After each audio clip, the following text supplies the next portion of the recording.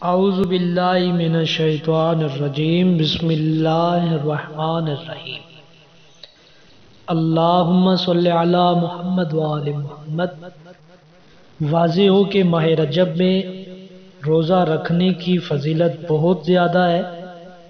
جیسا کہ روایت ہوئی ہے، اگر کوئی شخص روزہ نہ رکھ سکتا ہو وہ ہر روز 100 مرتبہ یہ تسبیحات پڑھے تو اس کو روزہ رکھنے کا ثواب حاصل ہو جائے گا۔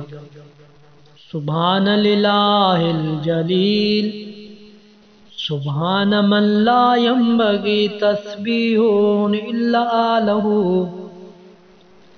سبحان العز الاکرم، سبحان من لبس العزا وهو له اہل۔ اللہم صلی علی محمد وآل محمد۔